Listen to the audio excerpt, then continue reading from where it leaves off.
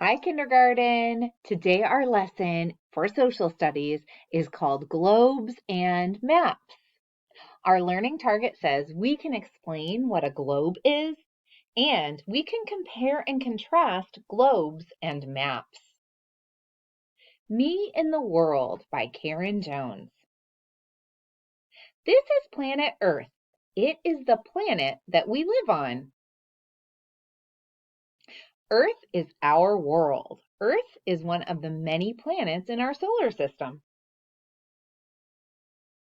All people, plants, and animals live on our planet Earth. Earth is made up of land, water, and air. Earth is round like a ball. This is a model of the Earth. A model of the Earth is called a globe. Have you ever heard of the word model? This is a model car, and this is a real car. A model means it's a smaller size, pretend version of a real thing. A globe is a small model of the planet that we live on. We use the globe the same way we use maps to find places. A globe is round and three-dimensional. It's shaped like a sphere. It's not flat like a map. We can find land and water on a globe.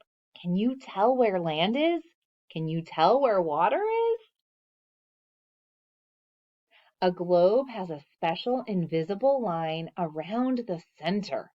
This line is called the equator. The equator divides the Earth into two parts, the north and the south. The places around the equator are the hottest places on Earth. Boys and girls, do you see the equator right here? It's this line in the middle of the globe.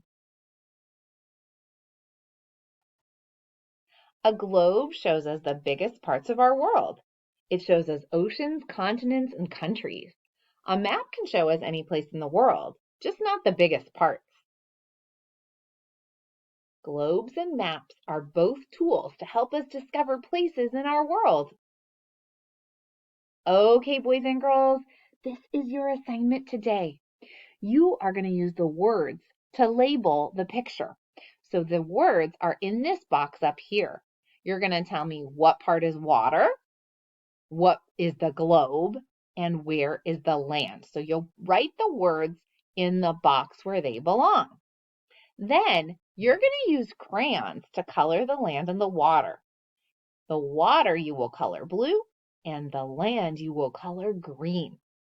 Don't forget to do the quick check at the bottom. Bye-bye.